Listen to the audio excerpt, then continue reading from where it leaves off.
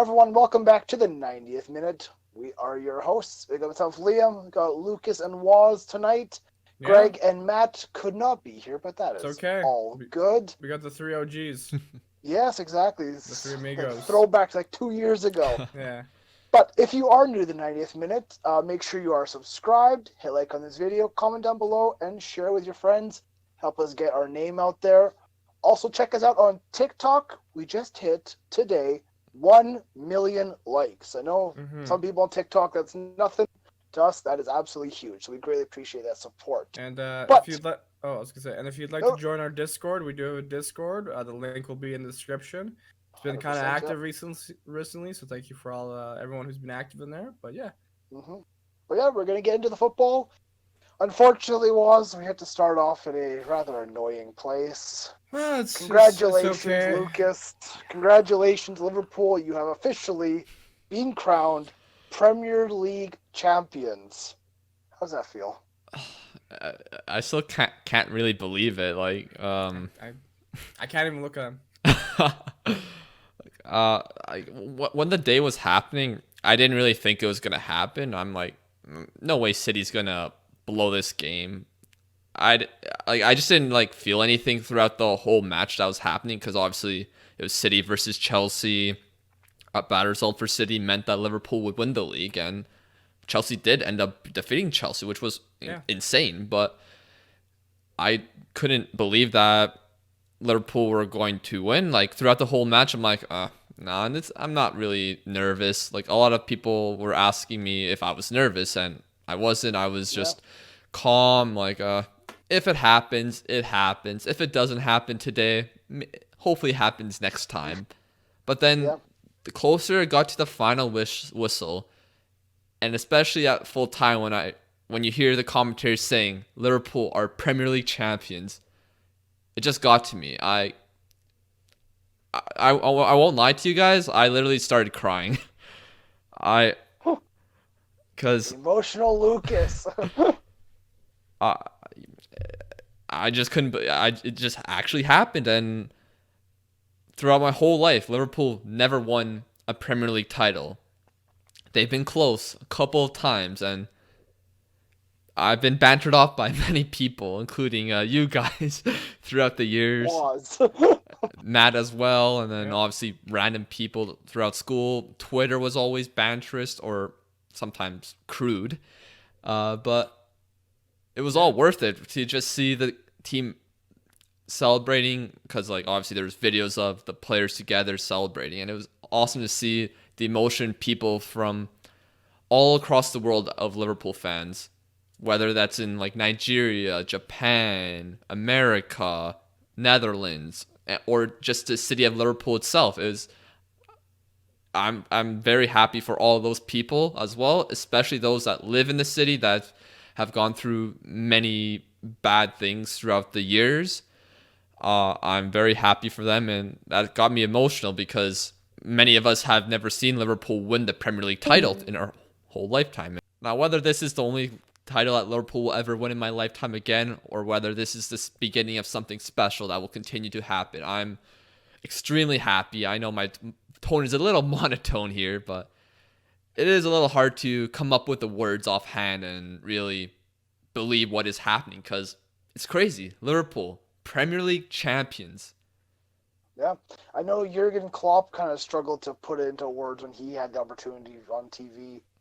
He was just very talking about, like you said, the fans, the people around the world who support this hmm club, the players who have, put in all this work and effort. I know, I've known Lucas for most of my life, and yeah, I mean, we've all been a bit rude to him over the years. Liverpool ain't anywhere close to Waz's United. Celtic could win domestic championships, and Barcelona for Matt, and even Fulham. Fulham pops up with a title here and there, kind of thing. You were the only one to never see your club lift that all elusive trophy, and you know they were 100% well deserving this season. They were by far the best team.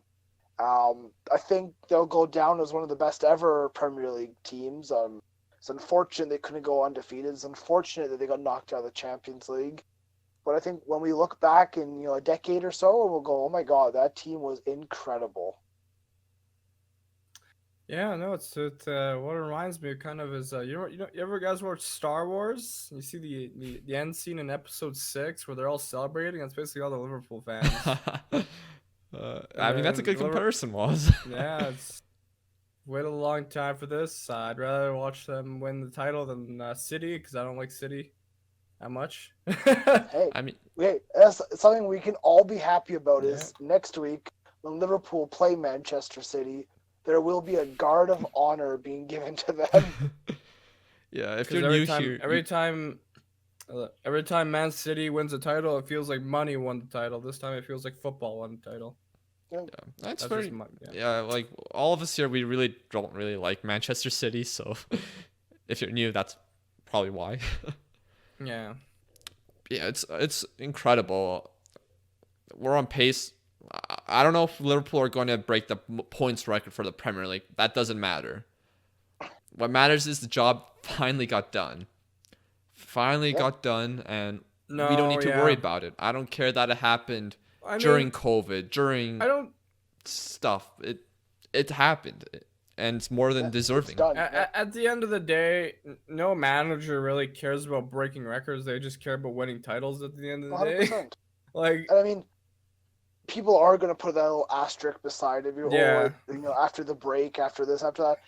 It's not like Liverpool could do anything about that. They were still going to even win the title. It doesn't matter. Exactly. Even if it happened 6 months ago or happened 6 months in the future, you were so far ahead, you were never going to be touched. It was a done and dusted title. But I want to talk a little bit about the Chelsea-Manchester City game because it actually was a very good match. Unfortunately, I wasn't able to watch the second half of it. I had to go off to work. I've never been so disappointed with Manchester City in my life. Actually, they pissed me off a couple times. You say that for the first time. I give credit to the 2002 Brazil squad, aka Chelsea. Whenever a title is on the line, whether it's for Leicester or whether it's this one here. I mean, they were brilliant. I think they played very, very well. They were composed at the back. Christian Pulisic with a great goal in the first half. I mean, a bit of a defensive shambolic-ness, but I thought Chelsea were deserving winners on the night. Yeah, and the obvious mistake with Fernandinho in the second half, where he pretty much handballs it after making an incredible clearance off the line. Well, that wasn't the first time that happened in the match. That was the second ball line clearance for Man City. Their defense kind of saved them in moments, but I think Benjamin made a couple of mistakes though. But yeah, I mean that first goal. I mean, the free kick, Kevin De Bruyne whips it in. It gets cleared out, and I don't know why Mendy thought he had to get in the way there. Fernandinho had the ball; he had control over it. Get the hell out of the man's way. And then not only that, but what a terrible effort he made to then tackle Christian Pulisic while he was going down on goal. I mean, it was like, no offense, it was a Woz tackle. No offense. I've seen you tackle. It was like I'm going to lunge in. It didn't get there. I was like, oh, whatever. It's kind of like my tackling as well, but I'm not going to put that on myself. You are an attacker, Liam, so I wouldn't expect. Thank you, Lucas. Thank you. No, yeah, I didn't really expect, like I said earlier, I didn't really expect anything from this match. I thought Manchester City would want to win this match and possibly continue good form and beat Liverpool in the next week, so Liverpool wouldn't win it in their stadium. But I am very impressed with Christian Pulisic's past few matches. It's good that people are starting to respect him because I feel like he's been a little disrespected. Yeah, he might have been a bit overrated during his time at Dortmund, maybe slightly, but he's still a great footballer and can be a top player in the future, and he's showing some great signs right now. He's an incredible footballer, and I think people put the price tag into question. Is he really worth that much? I don't know. And honestly, I think because he's American, he gets a little bit of an asterisk. Definitely, he gets a little bit of hype, but he was actually very good at Dortmund. People forget that he was quality. He was playing. He was playing in the Bundesliga. He wasn't playing in some farmers league. I mean, he's definitely one of the best talents to come out of North America, up there with Alphonso Davies. So, I mean, I thought he had a very explosive game. He was able to hit City on the counter pretty well and expose their defense. You saw his pace come to life. Well, I don't know. He had a fantastic game, Christian Pulisic. Yeah. Shall we go back, though, to the beginning of the week? No, because there's still a lot of talk about. I mean, I think it's fair to say that Kevin De Bruyne was the shining light for Man City. Like, that free kick was spectacular. Yeah, it was a fantastic goal. Now, I'm going to bring this question to you guys. Do you think Kevin De Bruyne is the best player in the Premier League? Because I think he is. I mean, I think he deserves to win the Player of the Year. Yeah, because some people are saying, Henderson should win Player of the Year. But, I mean, Lucas, what do you think? You're a Liverpool supporter. I've always stated that Henderson is a great player. He's important to Liverpool. I've probably doubted him a bit too much in the past, which is my own fault. But I think that he is a great player, great leader, hard worker, but he hasn't been the best player in the Premier League, in my opinion. And I don't think he's even been the best player on Liverpool this season. Yeah, and I don't think he's the best player in the Premier League. I mean, he's great. Like I said, he's Captain J. Hendo. I mean, build him a statue, but not the best in the Premier League. I mean, Mo Salah, Mane, Virgil van Dijk. You have to kind of put those names a little bit above Henderson. But best player in the Premier League probably is De Bruyne. Yeah, and it wouldn't be if I could only take one Premier League player for a team, it wouldn't be De Bruyne though. I mean, that is obviously your own philosophy and your own managerial tactics that you obviously are very astute with. And just because, you won the Premier League title doesn't mean you're the best player in the league, right?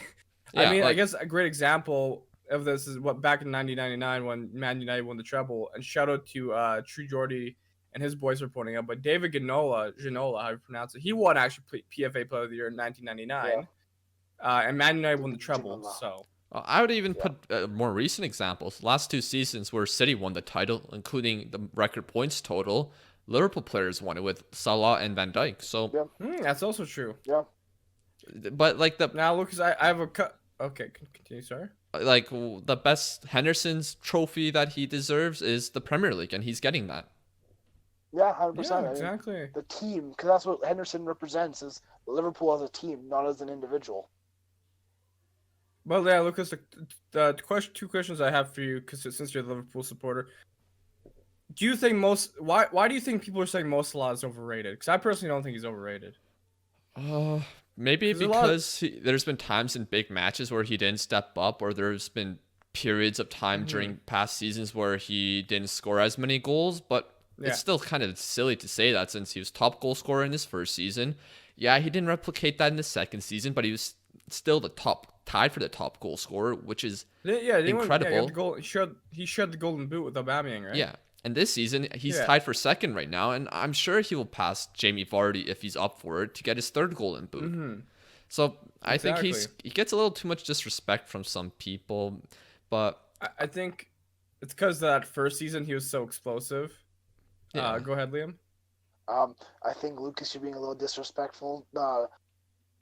Danny Ings is the biggest golden boot contender, not Jamie Vardy. Hey, Danny Ings is up there. There's no doubt about that. He's tied for first right now. Oh, sorry. No, he's got 16. He's got 16. For first. I thought he was tied for first today. No, I'll have to double check. Double check. I thought it was just at FA Cup today. I'm just basing off the stats I saw a few days ago, so I didn't see the stats recently after these 2 Premier League matches from the weekend. But yeah, Mo Salah currently has 17 goals in the Premier League. He still has a chance to win another golden boot. How is that considered overrated? I mean, he set a pretty high bar in his first season when he was a goal scoring machine for Liverpool. But also Liverpool have been playing a lot more matches since then, so it's kind of hard to replicate that. And Salah does provide a lot of goal scoring opportunities for other players. Yeah, exactly. Sometimes I would argue that he's sometimes a little too greedy at times, where he could make a nice pass, but I think a lot of top players are like that. It's very rare seeing guys who score a lot of goals also be very I can't think of the opposite of greedy, but it's obvious word, but You have to be selfish as a goal scorer. You have to be in the right spot. You have to be able to take your chances. But also, just to say something, there was a Premier League match today. It ended 3-1 for Southampton over Watford. That's good. And Danny Ings scored 2. So that's he good. is tied for That's first. a good rebound game from them. Also, another question I have for you, Lucas, is Roberto Firmino. He's been also touted as overrated. What do you say to that? I mean, imagine calling attacking player on Liverpool overrated when they've won the league, score so many goals. Obviously, he doesn't score the goals that other regular strikers do, but like I know it's obviously to say that there's more to Roberto Firmino's game than goals, but it's true. Like, what type of strikers do you see track back as much as he does? What type of strikers opens up space the way he does? What type of strikers is able to is more of a team player? Play the passing. The passing is brilliant. Like, he's more of a team player compared to most strikers in the Premier League, which makes him, obviously he doesn't get as many goals, but he makes that sacrifice so other players on the team can score goals and so that Liverpool can win. In my opinion, Plus, he has the best goal celebration in the Premier League. Well, he also kind of comes up in big matches as well. I mean, the FIFA Club World Cup, he came in clutch. He's one of those players that works really well off the ball, and there's a reason why he's getting into that starting 11 very regularly in Klopp's side. So there you go. He's winning titles with no problem. Klopp has no issues with him. He just gels it well with that team. Liverpool's team, the players in there work well as a system. Henderson is a very good system player. Firmino is a very good system player, while also being very talented himself. We had Gini Wijnaldum, great shout, Liam. And then obviously Trent. That entire Liverpool team. Yeah. Look at your left back. Your left back came from Hull City. They got relegated. Trent came from down the field, like down the park. He just showed up one day.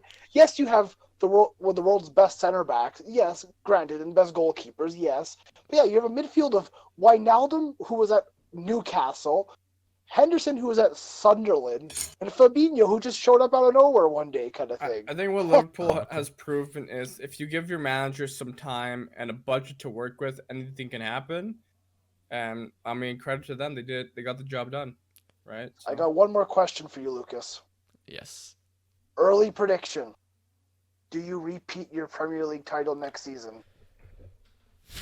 Realistically, I think City will be up for it more if they are able to keep their players, depending on the Champions League ban, and if they sign a guy like Koulibaly, which has been rumored, which I don't know how legit that is, but I think City should have the slight edge. They obviously have the better team on paper. They are obviously more talented team, and especially if they don't get Champions League, they'll give them more incentive to win the league. Well, it depends how long the ban is. If it's a 2-year ban, then there could be players wanting to leave. But yeah, we'll see. I think Liverpool, like Chelsea.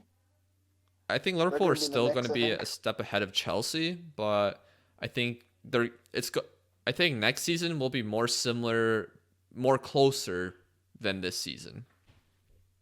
There we go. So let's go back to the beginning of the week, like I did say. It started off with Manchester City beating Burnley 5-0. Yeah. Not much to talk about. It was a comfortable victory for City. I think one of the standout players in that game was definitely Phil Foden.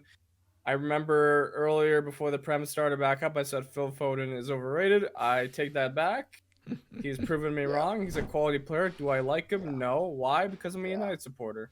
But I will admit that Phil Foden shows a lot of promise. I love the way he works off the ball and on the ball.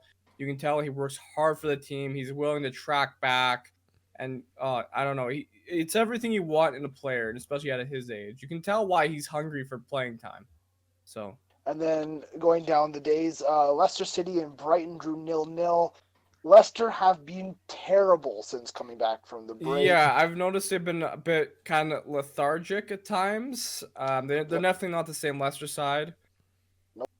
Also on that day, Tottenham got a 2-0 victory over West Ham. I actually watched this game. Mm-hmm. West Ham are bad. Are you going to expect relegation? They're right in there, Lucas. Them and Bournemouth is a shootout between them, I think. But also a guaranteed relegation for Norwich City. They lost 1-0 against Everton. Bournemouth, they got a 1-0 loss against Wolves. I watched this one as well. Wolves were okay. Definitely the better side, but to only win 1-0 was a bit of a shock, I think. Villa, they picked up a big point against Newcastle, 1-1. Manchester United did fantastic against Sheffield United. Say it. It was a very exciting game. I'm not going to get ahead of myself, but I had fun watching that game. M9. He played very well. A hat trick. Man United's first hat trick since Van Persie was at the club. So it's been that long? Shocking. Yeah, that was their first hat trick. 2013. Holy, that's brutal. I know hat tricks. I know if you play career mode, which I've been editing the videos for the guys, there are questions saying that hat tricks are very rare unless if you're Greg, who gets it back to back with Timo Werner. But if you know, back to back. Oh, don't spoil too much. I don't know. I was very happy with the result. 3-0. It's a clean sheet. I thought it was a very good game by United just in general. I had no complaints really. We dominated the game. Martial's goals were nice, especially that chip. Between him and Rashford, that was nice. Nice build up. Pogba has been playing well with Bruno beside each other. Although we'll talk about the game that happened this weekend later. I had no complaint. I thought Wan-Bissaka was also another standout. His passing and his attacking ability, you can tell, has gotten a bit better. I'm not going to compare him to Trent because everybody compares him to Trent. I think Wan-Bissaka is his own player, and I don't want to say who's better than who because that just creates a war, and I just like Wan-Bissaka. Is that fair to say? Yeah. I actually prefer you say that because I don't like arguing with you. I'll be honest. I can't argue with a Liverpool supporter right now. You guys just won the title.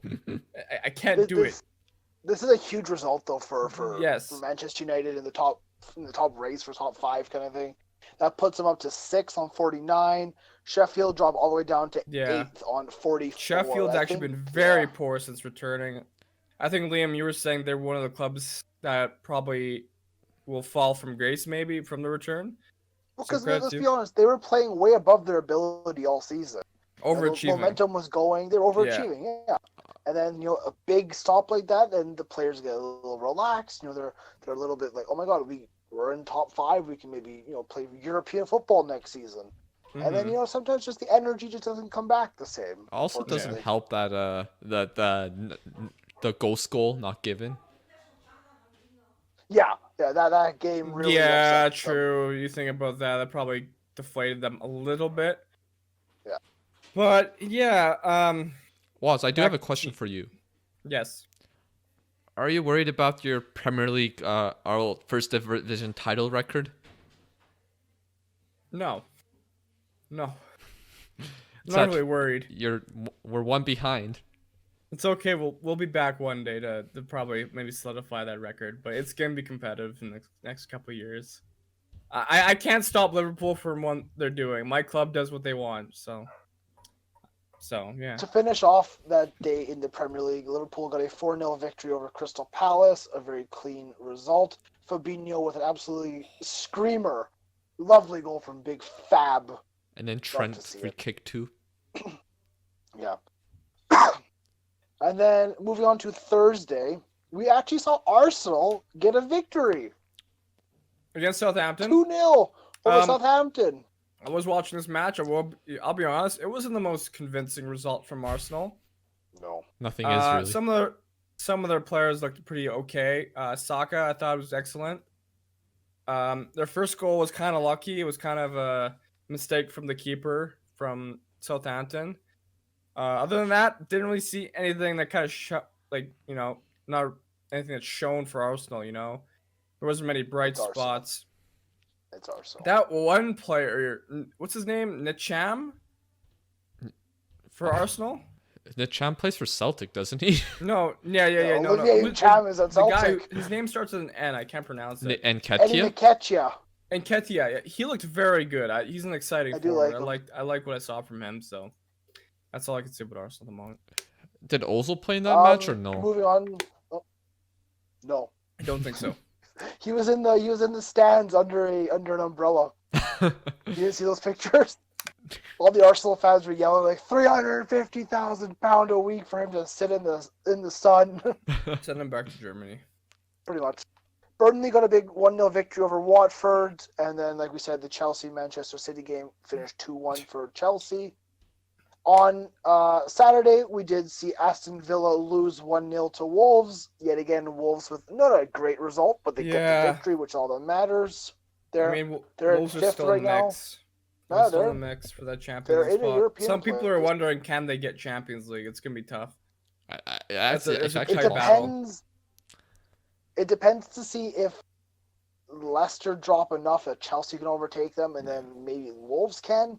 I don't think they're going to overtake Chelsea, you know what I mean? That's what everyone's thinking right now. It's like Leicester's likely going to drop, and either Wolves and United's going to get that fourth place spot. Yeah. It's Brendan Rodgers, man. He can bottle things pretty.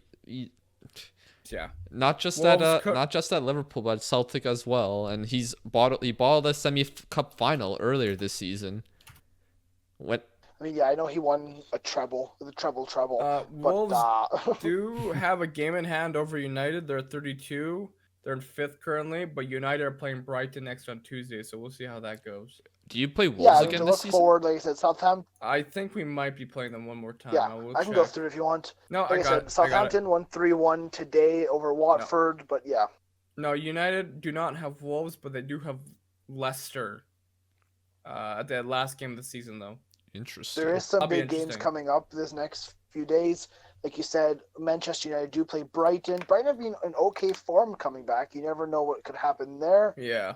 Leicester City play Everton. Not the easiest game there.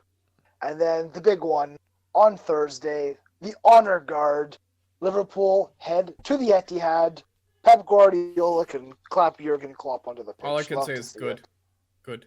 And then, if you go down onto Saturday, Wolves versus Arsenal. That's a nasty affair. It could be a boring one, too. You never know. It could be. I felt the Premier League since coming back has been a little bit boring. I don't know. I found it very fun. Good moments, but some bad.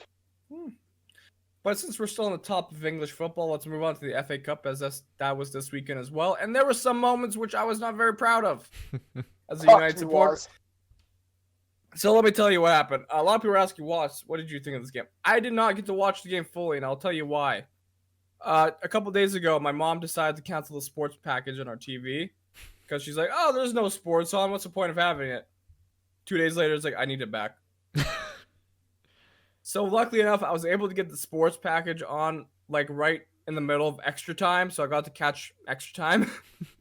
And from what I've heard, that United did not play very well during that game. It's Norwich. We should have smashed them on paper, but I heard Bruno probably had one of the worst games he's had in a United shirt so far. It wasn't pretty. From what I caught in extra time is that Norwich just basically loaded up the box and defended very compactly. It was hard to break them down. We shouldn't be relying on Harry Maguire to score a 118th minute winner.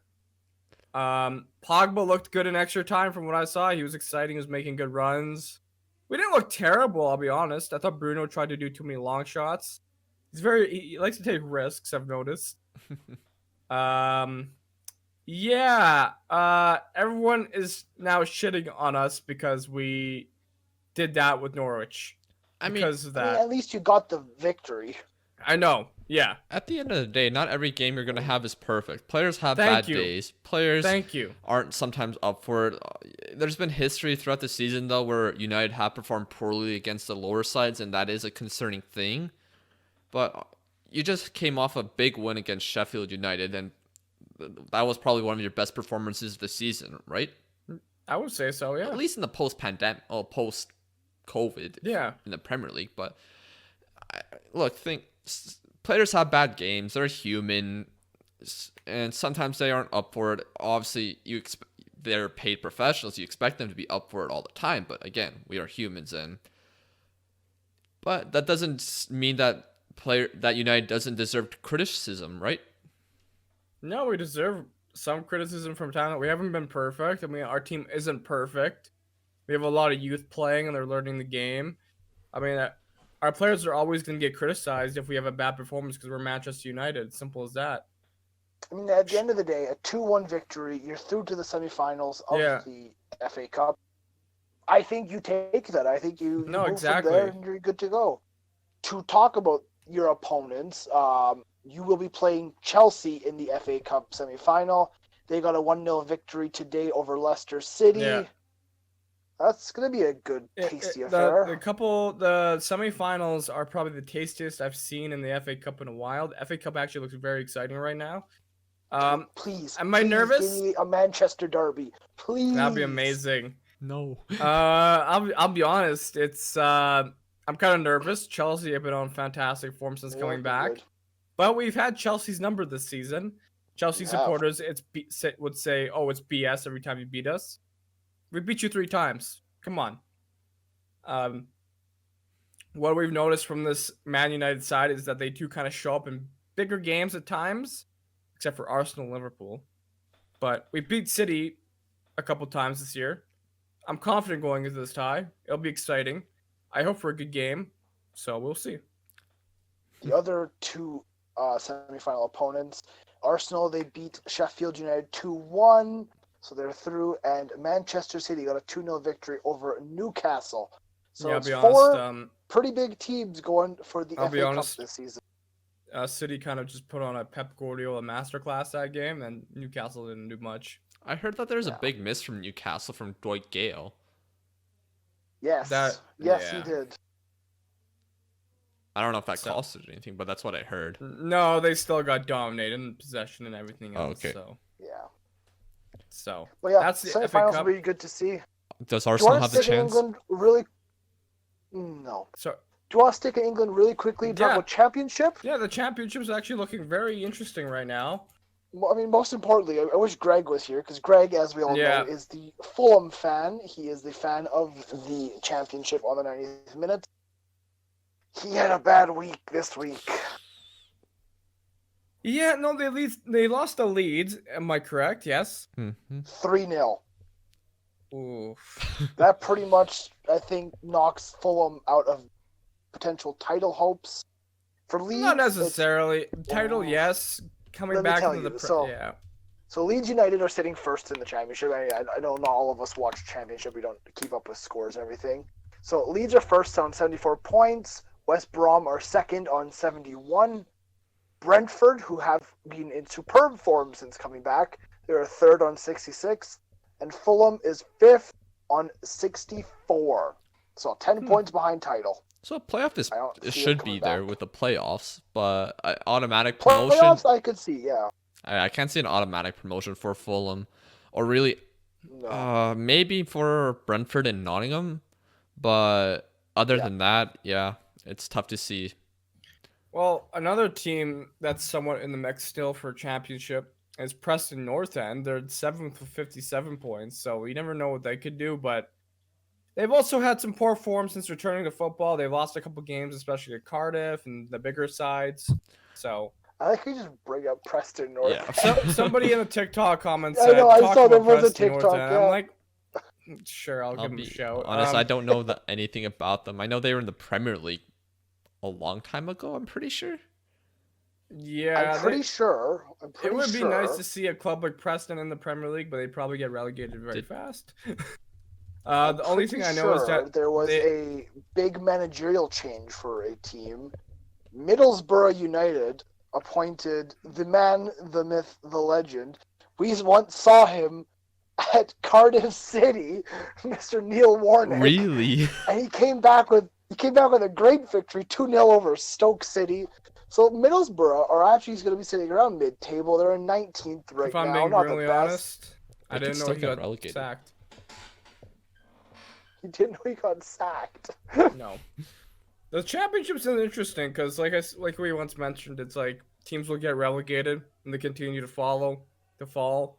Wigan is in 17th. Hull's in 21st. Stoke's in 20th. Middlesbrough's in 19th. Huddersfield's in 22nd. Birmingham was 16th. Reading 15th. QPR 14th. That's not Swansea's 10th. Jesus As Christ. you can tell, we don't watch the championship. We don't get much coverage up here. All these former Premier League sides just keep falling apart. I mean, that's the cycle of life, I guess. Yeah. Yeah, at least Derby's 8th. There's so many great pictures of Neil Warnock in his Middlesbrough stuff. He's got great quotes. He's a great guy to have. He's been featured in our Pro Clubs videos sometimes. Yeah, he has. So, what should we move on to next, guys? I'm just gonna say, I hope to see Leeds in the Premier League and see what they can do, because it's been a long time since we've had Leeds in the league, I think. Lucas, there's only one place to go. We talked about Greg's team. Let's go talk about Maddie's team. La Liga. FC Barcelona. I think they have blown the title, boys. They've lost it.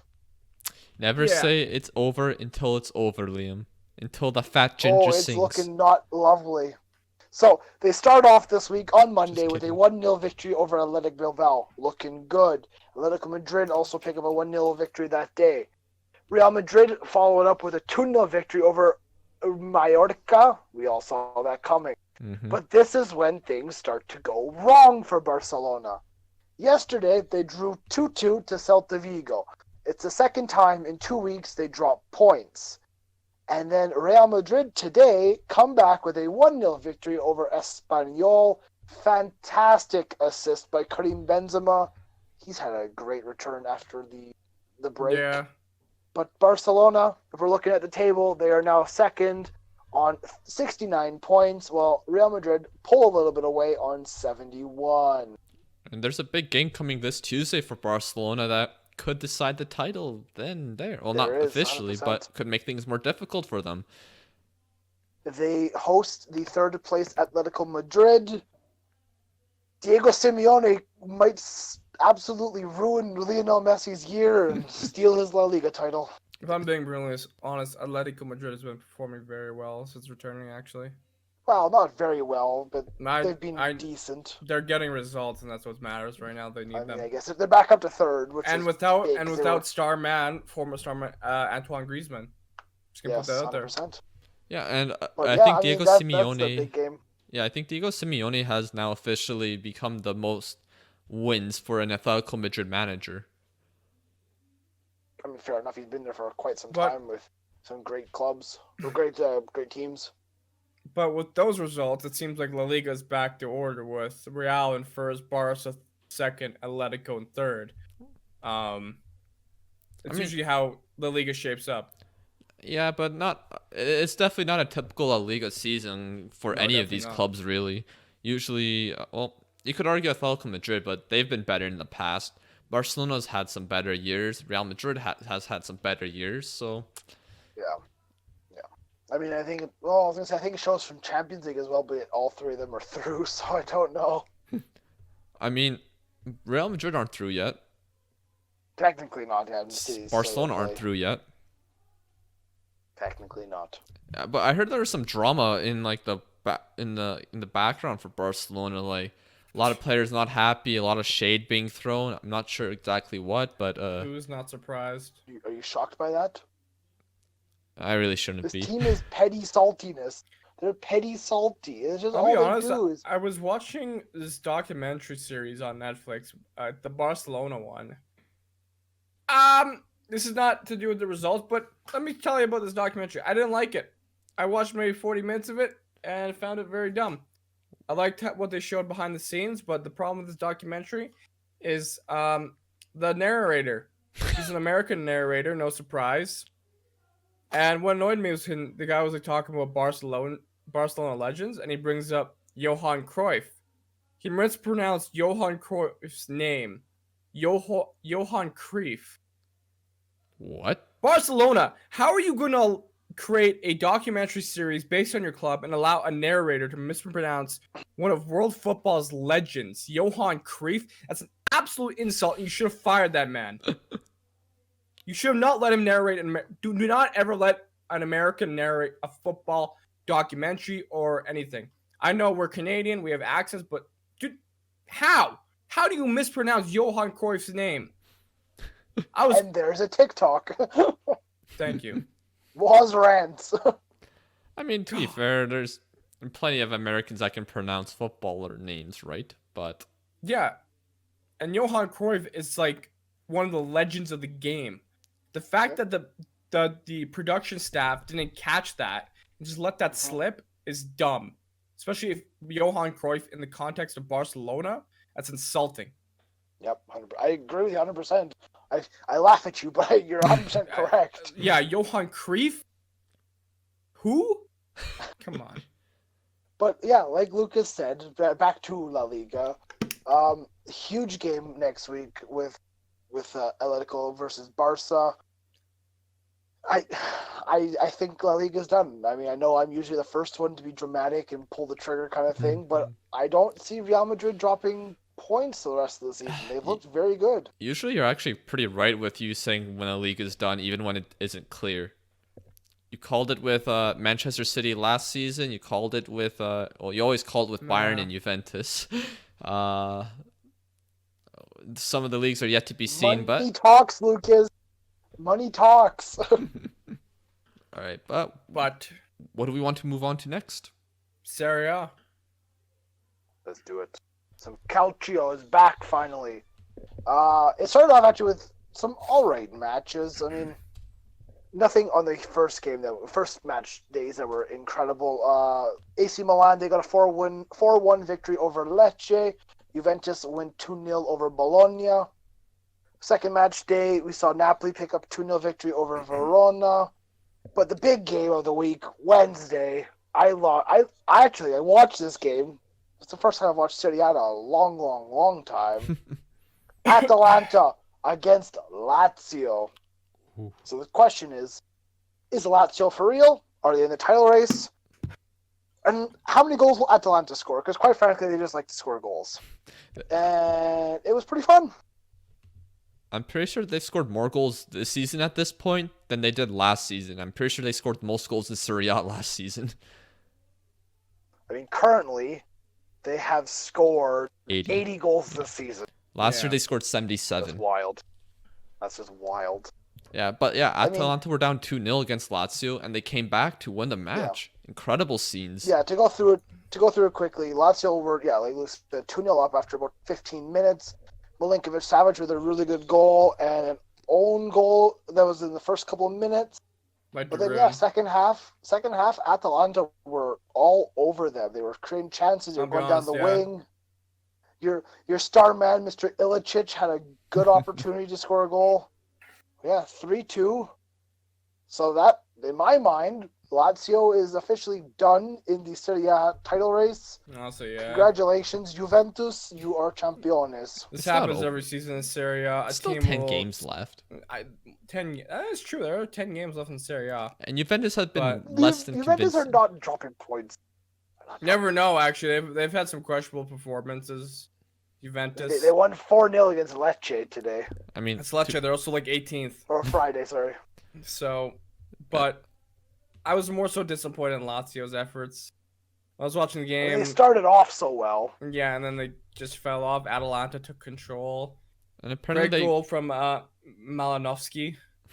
The Ukrainian. But apparently Lazio today, yesterday, they played Fiorentina and they won with a they won 2-1, but they got a controversial penalty, so there's that. I mean there was a all-right game today. AC Milan against Roma. AC Milan won 2-0 there. Atalanta won 3-2 again. And, I mean, if we look forward, Thursday there's a big game. Atalanta hosts Napoli. You never know what could happen there. Yeah. Napoli did very well against Juventus in the Cup. And they beat Spal 3-1. Right now. I mean, Napoli are in good form, so. Yeah, Napoli still have a chance for top 4. They're not... Oh, okay, they are pretty far off. Never mind. They're 12 points. I kid. Juventus, they have a couple tough matches in the next coming weeks. They play AC Milan, and they do play Atalanta, so that'll be a fun match there. But Milan actually got a result against Roma 2-0. So there's actually some life at the club. Rebic scored and Kalanoglu. And can I be honest? I think Kalanoglu is somewhat of an underrated player. I disagree. I don't really like him. He had his opportunity. he had his big opportunity and he did nothing with it. I don't know. He was good in Germany. That's about it. He was very good at free kicks. Weird ears, by the way. His ears upside down. Okay. Yeah. You've also, never seen that? He's got his I've earlobes at the top. I've heard you mention this many times in the podcast. before It's we, weird. I also want to say what I learned from that Atalanta game was also that Strakosa, how do you pronounce his name? The Albanian, very good goalkeeper. Very good goalkeeper. Yeah. Let's go to Germany. It's done in the Bundesliga. Oh yeah. And I think we should just start with the tire fire that is Borussia Dortmund. How did a tire fire? First off, they lost 2-0 to Mainz, which not a good day. That's bad. They then lost 4-0. They lost 4-0, was. Dortmund? Yes. Mm-hmm. Kramaric pulled an Arshavin. He scored 4. Yeah. They lost 4-0 to Hoffenheim. Oh, wow. Yeah, I totally missed that. Yeah. They crashed and burned. They got a good result over Leipzig to win 2-1. But other than that, they were just poor. I mean, they had nothing to play for, really, and yeah. If I'm being honest, hey, man, I'm gonna be honest. Hoffenheim's a quality side, and I'm just gonna say, Hoffenheim are currently 6th. They are currently 6th. Not the worst. Not the worst, was. But yeah, Bundesliga comes to a close officially. Bayern lift the title. Alphonso Davies wins Rookie of the Season. Lewandowski Player Bayern of the Season. Scored he scored 34 goals. I'm not Ballon d'Or? Ballon d'Or? Ballon d'Or worthy. I hope if he wins Champions League, I think his name's on there. I mean, Bayern scored 100 goals this season. Jeez. And 32 against. Yeah. Greg might beat that with Leipzig. Don't worry. When was the last time Bayern scored over 100 goals? I don't know. And Dortmund only had 84 in comparison. I mean, that's still a lot. So, plus 68 goal differential is not bad. No, not at all. Yeah, because and they had 4 draws, 4 losses. So did Bayern break the record for most goals in a season? I think so. I think they did. Because I don't know. That 23rd. Yeah, they did. Wow. Lewandowski is a third of them. Yeah, a third of their goals. The record was 98 in 2012-2013. Wow, incredible. How many goals Lewandowski scored this season? Like 34, yeah. So currently Dusseldorf have scored 36 goals this season. Oh my god. That's insane. Oh, the Bundesliga! I love you so much. But speaking of Dusseldorf, there's not a hell of a lot to talk here. Werder Bremen, they avoided automatic relegation. Oh, nice. Woo! But the funnier thing is the Bundesliga 2, though. Hamburg, Bundesliga 2. I think Hamburg, they needed just a draw to make the promotion playoff. They lost 5-1. That's good. And they conceded a goal to a former player who apparently had a record for longest amount of time for not scoring a goal. So that's a way to demoralize your season right there. Yeah. But I think one thing we do need to talk on, Schalke. They lost 4-0 to Freiburg. This is the worst team in the history of football. Schalke? That's arguable. Jeez. Just sack everyone. Players, board, coaching, you're all gone. And we'll bring in like 12 children who I think can do a better job. Yeah, I don't think they even won a game in the post-pandemic. No, I don't think so. Schalke has been a tire fire since the post-pandemic. Looking at the results, it doesn't seem like they won a game. No, I don't think so. Their last game, their last victory. Let me pull up their last victory. I think it was like this last episode. It was in January, I think. They had a DFB Pokal win against Hertha in February. Yep. They beat Borussia Mönchengladbach on January 17th. They beat them 2-0. Oh, Schalke, we love you. That's shocking. They're becoming the Everton of Germany, Dortmund at least. The Arsenal. I think it's worse than that. That's why I said Everton. Yeah. Oh, But it's shocking. since we're on the talk of German football and kind of Bayern Munich, former Bayern Munich striker Mario Gomez is officially retired. Sad days. Yeah. Some Mario. He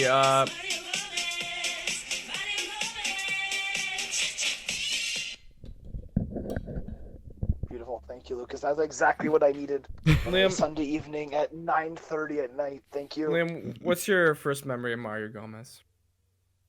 Just scoring stupid goals in like international tournaments for Germany. He was always there. Yeah, I think the first time I ever heard the name Mario Gomez was back in 2008, Euro 2008, Poland versus Germany. Yeah. Pretty sure he scored against us, and since I was so young at the time, I thought he was Selena Gomez's dad. I thought he was somewhat related to Selena Gomez, because I was like 10 at the time. I was on the Disney Channel watching Waverly Wesley Place. So I thought he was somewhat correlated to Selena Gomez. He didn't even score against Poland. I don't think he did, but I remember vividly his name being yelled. Yes. I'm sorry. Oh. Wow. on the talk topic, about Arjen Robben. That's what I was gonna bring up. Arjen Robben is back in football. I like it. I really like this move, actually. Yeah. He has signed with FC Gronigen in the Eredivisie. It's where he started before, he was a young player coming through. He's 36 years old. He's not going to go to a top European league. I mean, the Eredivisie is not the worst league out there.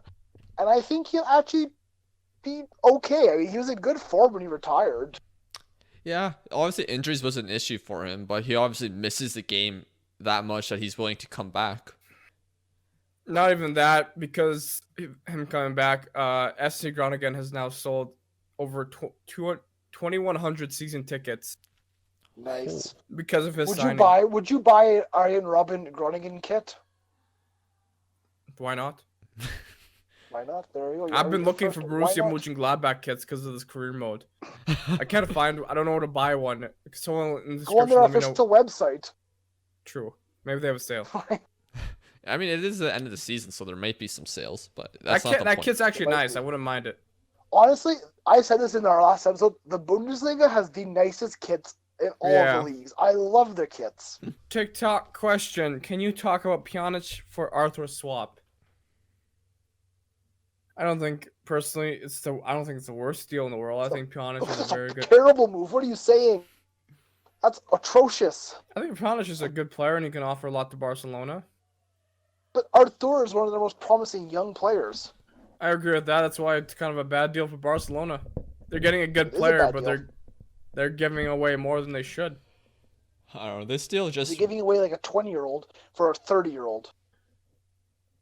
Yeah. I mean, this still screams to me financial gymnastics. Yeah. Like, there's probably some stuff they're trying to make sure that their financial records look nice and stuff like that, and I think it's not going to be... I'm sure Pjanic could be a good player for Barcelona for like a season or two, but I don't know if he's necessary for them. Old. But like Lucas said there, I think Barcelona is trying to avoid the same punishments that Manchester City have faced. Financial fair play, a little bit of this, a little bit of that. So trying to sell, offload players, and bring in cheaper alternatives. But Pjanic to me he's not an attacking player. He's not what they need. He tends to sit a bit more deeper. He does well off the ball. He knows how to start the play, or he knows how to move the play from back to forward, if it makes sense. Yeah, I mean back to front. I've never really liked him in the past few seasons, at least, because I don't know. He's an intelligent player. Intelligent player, that's for sure. I mean, yeah. But yeah, overall, I just don't think it's a great move. Whenever I've seen him play with Juventus played badly. When he doesn't play for Juventus suddenly play better. For Juventus, though, they pick up a great player in Arthur. He's young. He'll be there for a while. That's a guy that you could sell in a couple of seasons for like 100 million. You never know, and have a great investment. Only problem I hear about him is that he has stamina issues or something. Gonna work on that though. You'd hope. But the way I look at it, is this kind of... No, never mind. I was trying to find a positive in this deal, but it's like, is Barcelona trying to like save money to buy Lautaro Martinez, but that's already kind of jeopardized with the current deal. But you never know. People made fun of Barcelona when they signed Paulinho, and he ended up being incredible for them one season, then went back to China. So that's a little sketchy. Martin Braithwaite. No. Next TikTok question: why has Griezmann not been such an amazing player for Barca? New team, different system, adjustment period, not getting the ball as much in the positions he'd like compared to Atletico Madrid. I think the biggest thing is just it's a complete different system. Like Lucas said there, it's Barcelona and Atletico Madrid are so almost opposites in the way they play. It's going to take a while for a player to adapt to a new system like that. Also, it doesn't help that they sacked their manager mid-season. So, I also people are gonna say, "Oh, why has Martin Braithwaite fitting well with Barca? He's scoring, he's performing well." I don't know. He's more of a typical striker though. Like Griezmann isn't like Suarez. He's a different type of player. Braithwaite is more similar to Suarez. Obviously not as good, but like he works in he fits that missing hole that Barcelona had when Suarez was injured, and I guess he's useful in that case. This is kind of similar to last week's question where we talked about Messi's 91 goal record. This time it is: do you think Ronaldo's 17 goals in one UEFA competition will ever be broken? It's more likely than the 91 goals. Who knows? Currently, Robert Lewandowski could maybe get close to it. He's been in top form in the Bundesliga and in the Champions League, although he doesn't really necessarily show up in the semifinals for Bayern. He did for Dortmund, but that was years ago. And the thing is, the Champions League this season is shorter. There's no second legs. Am I right? That's also very true. Yeah. So likely won't happen you this look at season. a player like Mbappe, you look at like a player like Haaland even. Yeah. You never know. Someone could pop up and just have a absolutely incredible season and just score. You could say the same thing about Messi's 91 goal season, Liam.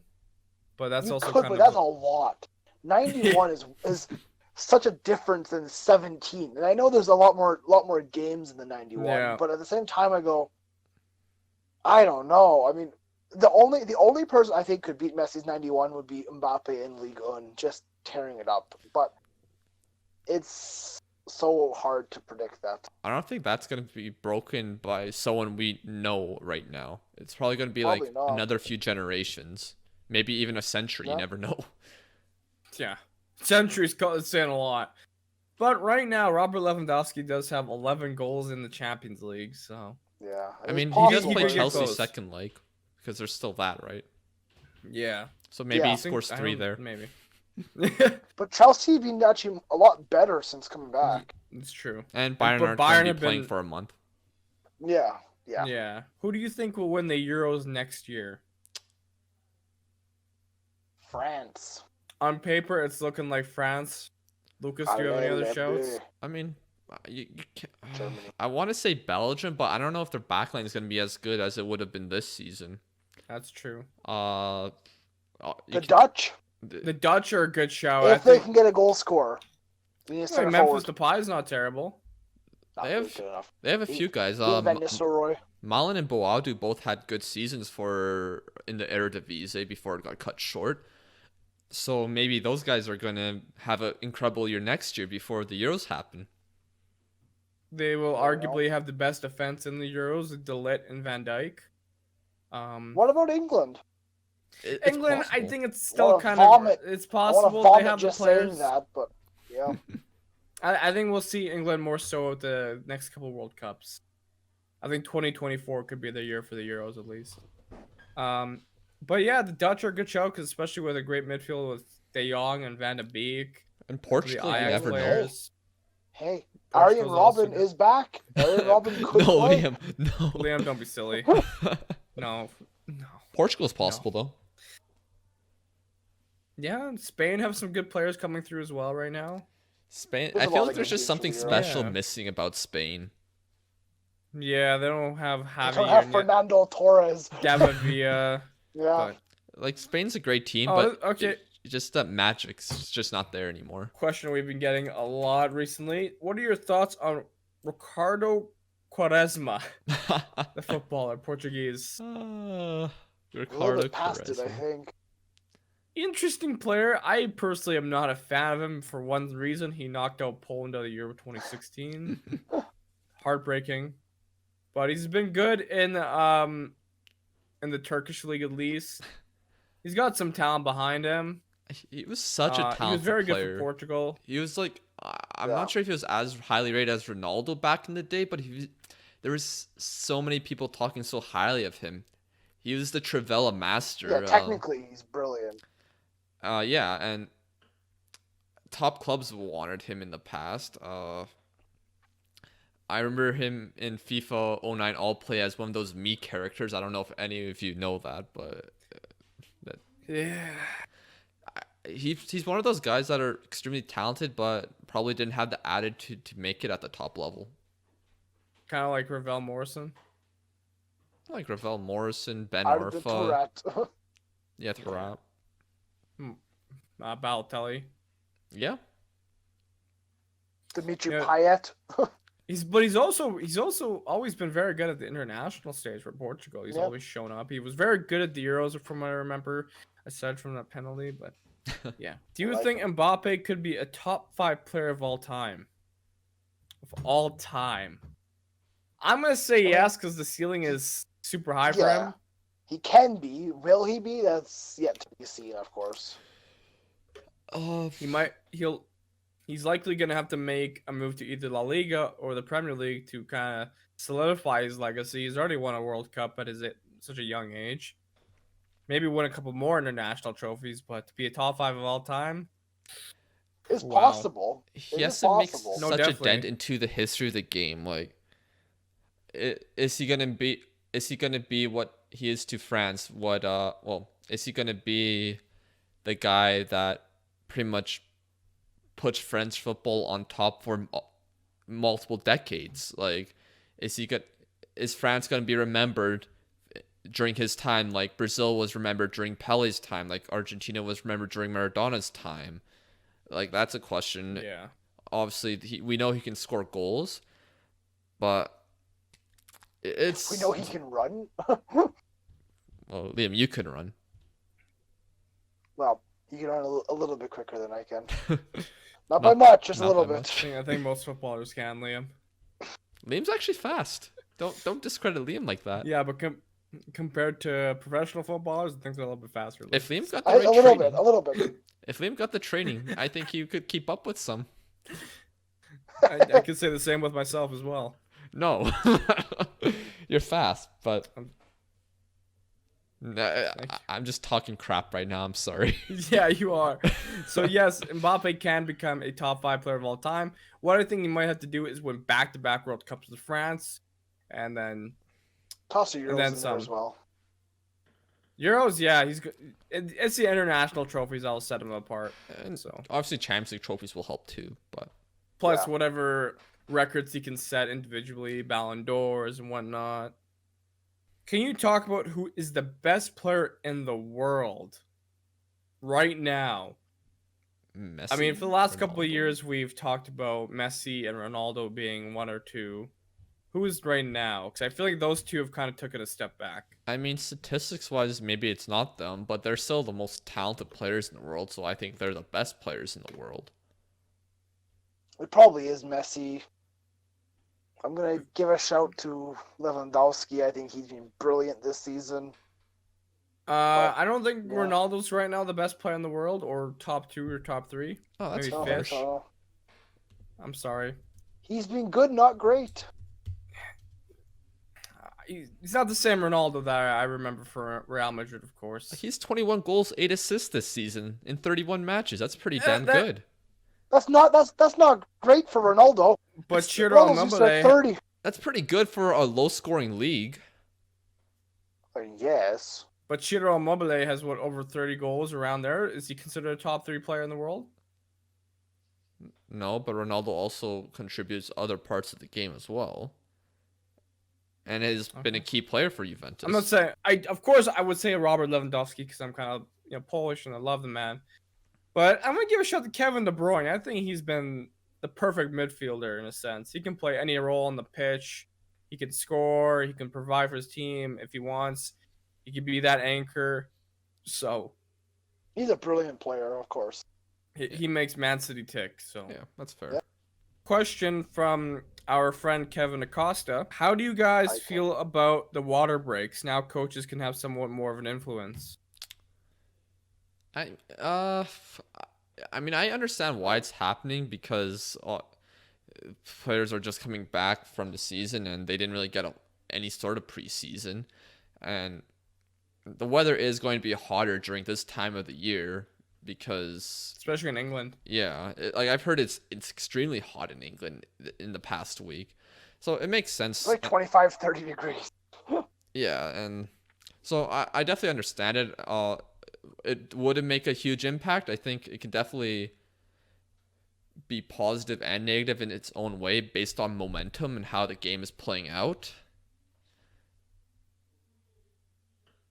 I don't mind it. I understand it, like Lucas is saying. I think it's a little silly, but at the same time, I do understand. I think it's good for the game.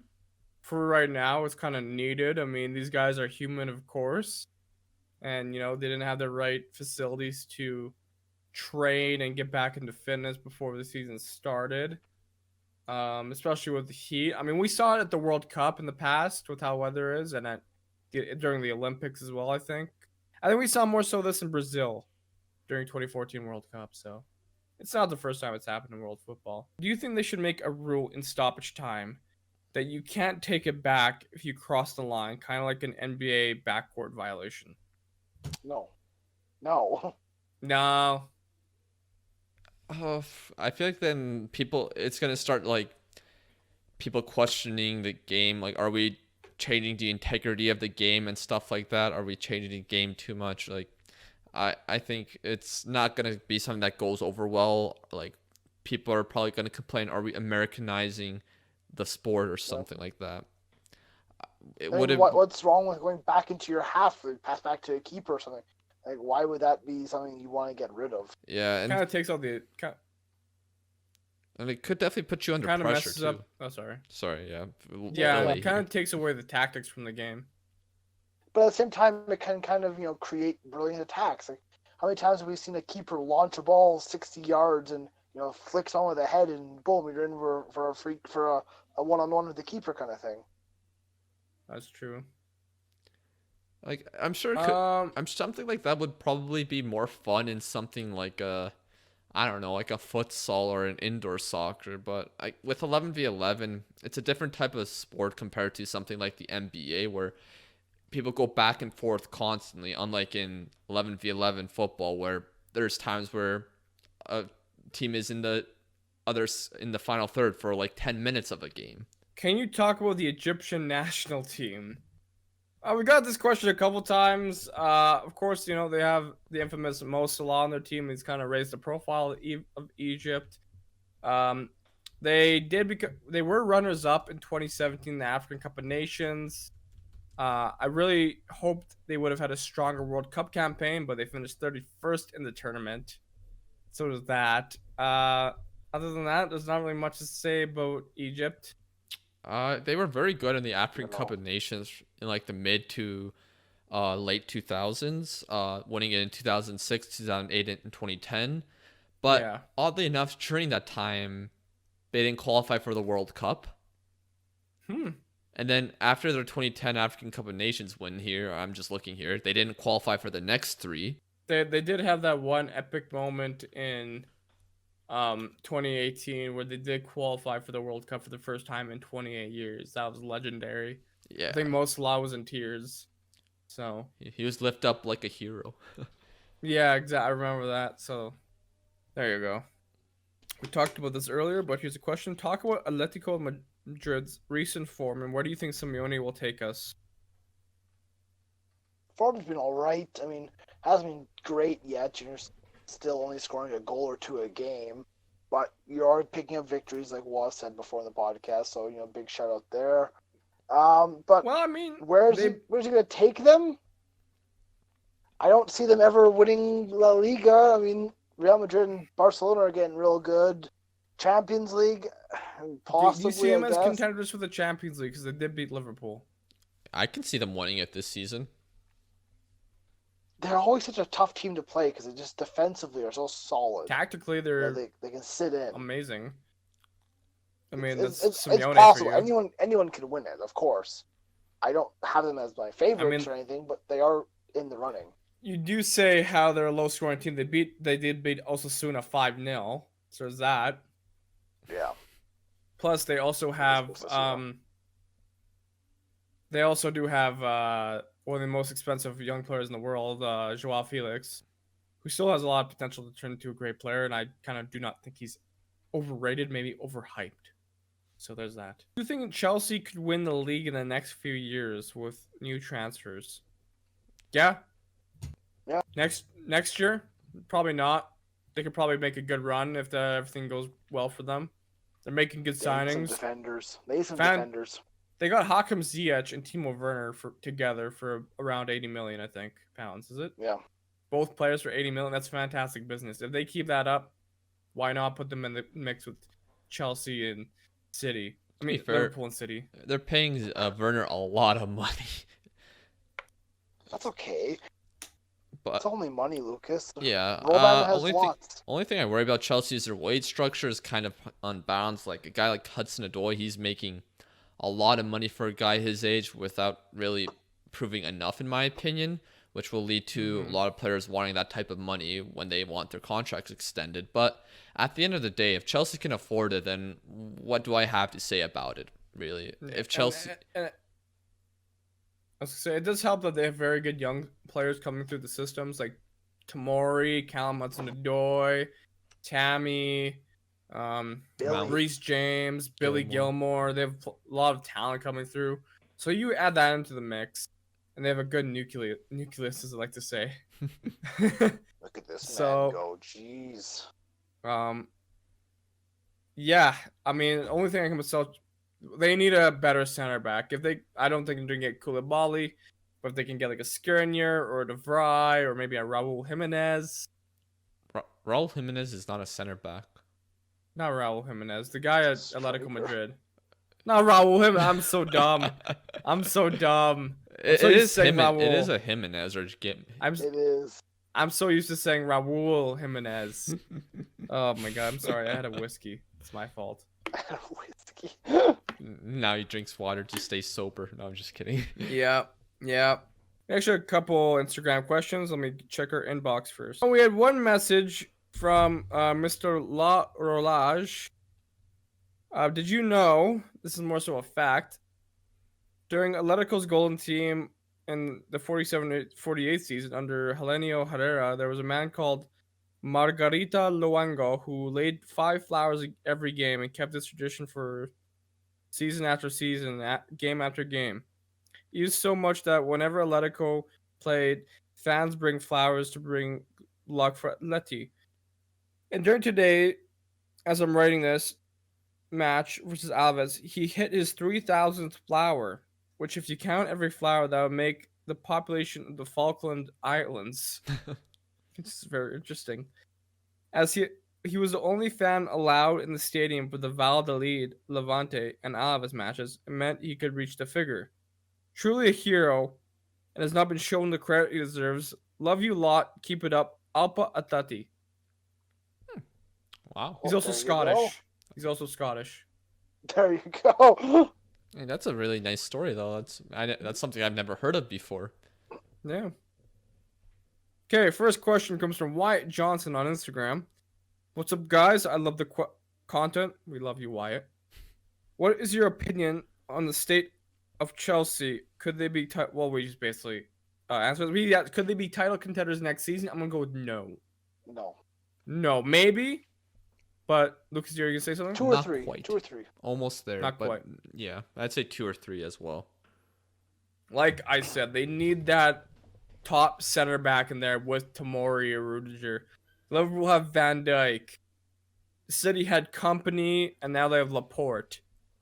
If you're gonna win a Premier League title, you need a top center back. And to be fair, Leicester did have Wes Morgan, who was playing out his mind at the time. Robert Huth. Right, yeah. And also on the top of Leicester, I'm pretty sure Andy King retired. Did he? I don't know that.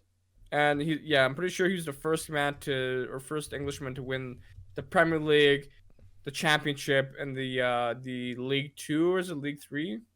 Question from Thiago Ramos. This question is for all of you on the podcast for your respective club. What coach or team in your lifetime or watching football is your favorite? I mean, Sir Alex Ferguson for me. That's too easy. I mean, Klopp for so me. I can't say David Moyes is my favorite. Yeah.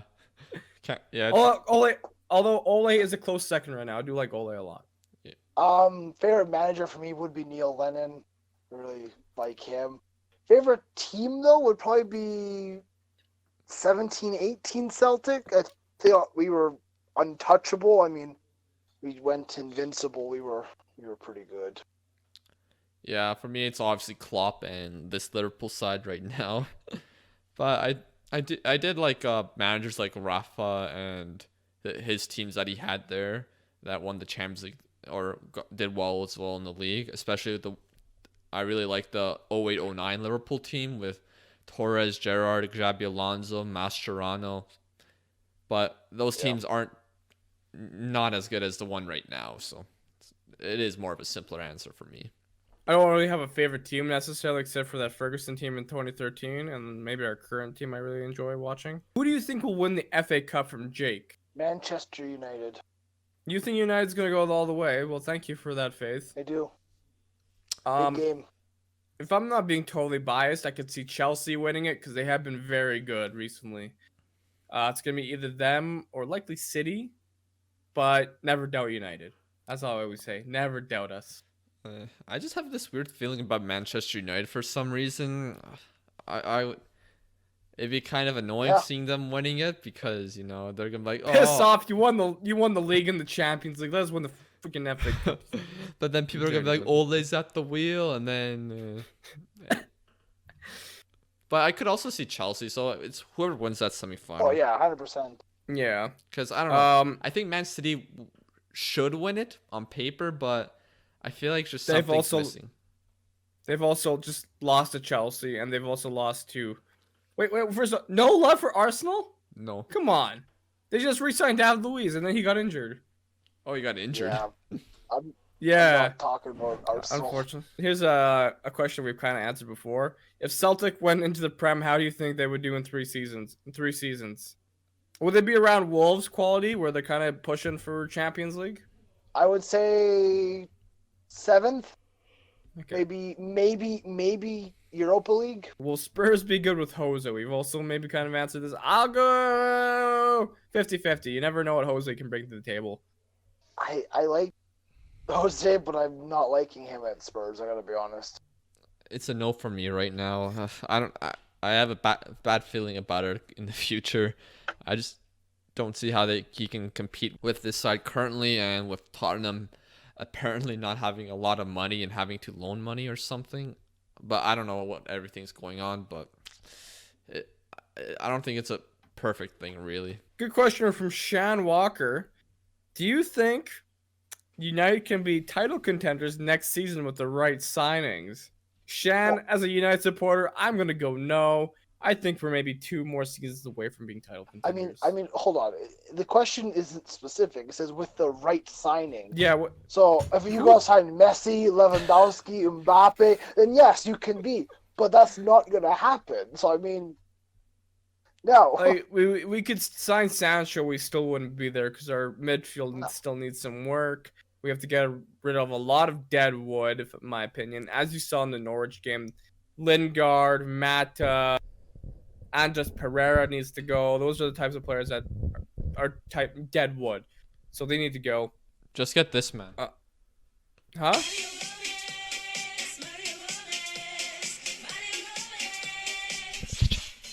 You can piss off of that. He's retired. Okay. And plus, we might need to sign another center back to go along with Harry Maguire. Someone who's got a bit more pace. You should sell David De Gea. You know what? Let's not talk about David De Gea right now. Because you know me, I like him. And we can't even keep Lucas awake right now. The man's about to pass out on us. Okay, here's a question from Hadi. I like this. Do you think Zlatan's godlike persona is getting old now? I'm gonna go, yeah. Yeah, it's getting... Zlatan, we saw you live once, man. You were phenomenal. But you're not the same Zlatan you were back in Europe. I mean, that's pre-AC Milan 2020. Why are you hating on this man? I'm not hating on him. I'm just saying he's not a godlike player anymore. I think he's good. He's not the same player who's scoring 34-yard bicycle kicks against England. Man's like 36. He's like 37. That's why he's not a godlike figure anymore. He is. He's Zlatan. Oh, come on. That's silly. Right there. There he is, right there. That's just a wall. The LA Galaxy. It's the LA Galaxy scarf, Lucas. Piss off. If anything, Mr. Zlatan handed me a very good football memory, but he's one of my favorite strikers of all time, but he's not what he used to be, of course. Injuries kind of... No. Yeah. And age. Next Gen Pod, shout out to them, asked us a question. ESPN named Iran the biggest surprise of the 2022 World Cup. Do you see them being dark horses? Not necessarily. I'm surprised they were named the biggest dark horses of the World Cup. Well, not the biggest, but as a dark horse.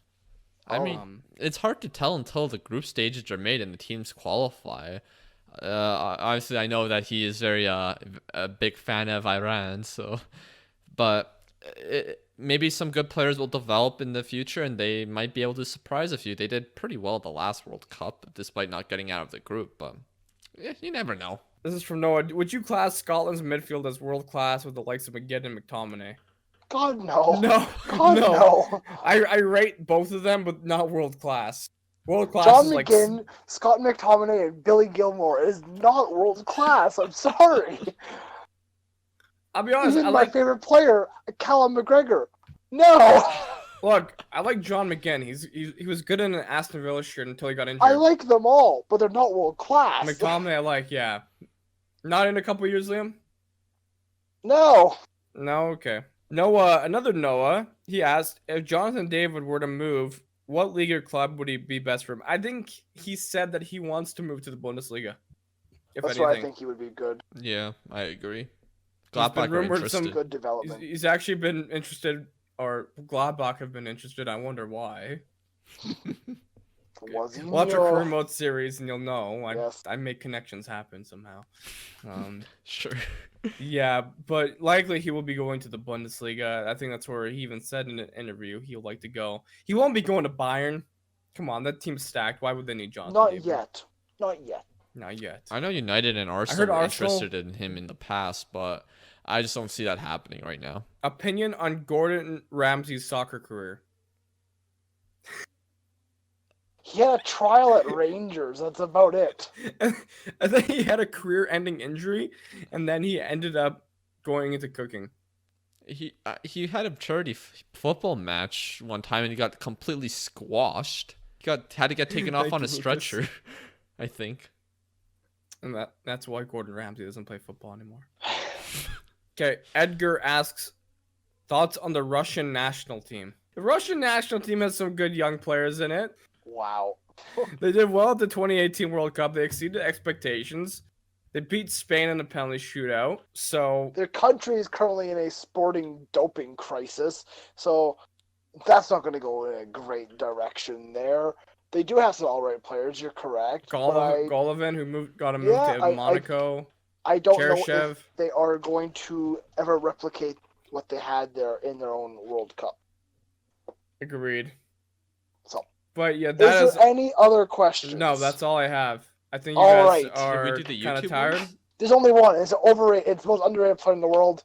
It's Callum McGregor. We all know that man's an absolute legend. I was gonna say Luis Alberto, but that's just me. What the fuck are you? What the fuck do you think you are? Luis Alberto's been fantastic for Lazio. Lucas, do you have a player or no? Let's go. Gabriel Batistuta. There you go. Done. You could have went with So, Kareem Benzema, and I'd be happy. shut up. We're moving on to the outro.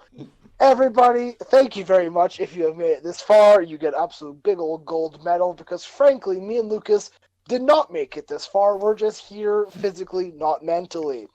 But if you have gotten here, thank you very much. Make sure you are subscribed to our YouTube channel. Hit like on this video and comment down below.